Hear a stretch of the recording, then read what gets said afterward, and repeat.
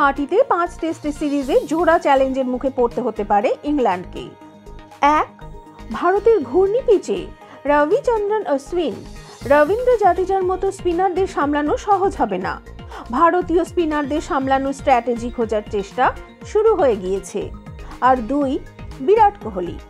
ভারতের মাটিতে রোহিত শর্মার টিমকে থামাতে হলে বিরাটকে ফেরাতে হবে তাড়াতাড়ি।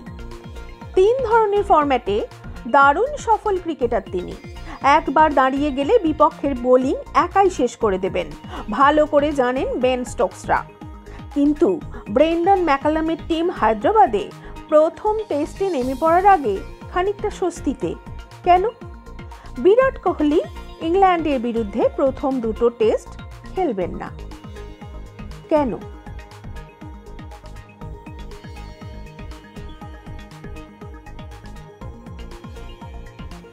ব্যক্তিগত কারণেই বিরাট প্রথম 2টো টেস্ট থেকে সরে দাঁড়িয়েছেন।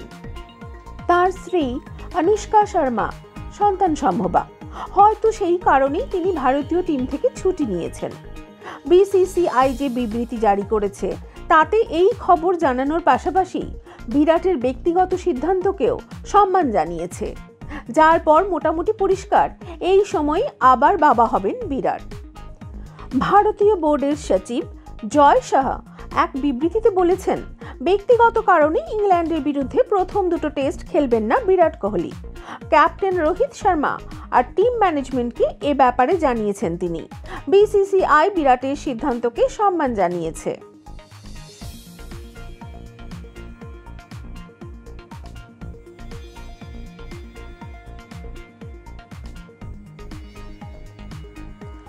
বিশ্ব টেস্ট চ্যাম্পিয়নশিপের আঙ্গিকে এই সিরিজ 2টো টিমের কাছেই খুব গুরুত্বপূর্ণ। পয়েন্ট টেবিলের 2-এ রয়েছে রোহিত শর্মার টিম। সেখান থেকে 1-এ উঠতে গেলে এই সিরিজ জিততেই হবে ভারতকে। ইংল্যান্ড রয়েছে 7-এ। অনেক দিন পর ভারতের মাটিতে 5 টেস্টের সিরিজ খেলতে এসেছে ইংল্যান্ড। 25শে জানুয়ারি হায়দ্রাবাদ টেস্ট দিয়ে সিরিজ শুরু। ভারতীয় টিমের যা বাঁধুনি তাতে ইংল্যান্ডের পক্ষে এই সিরিজ বড় পরীক্ষা।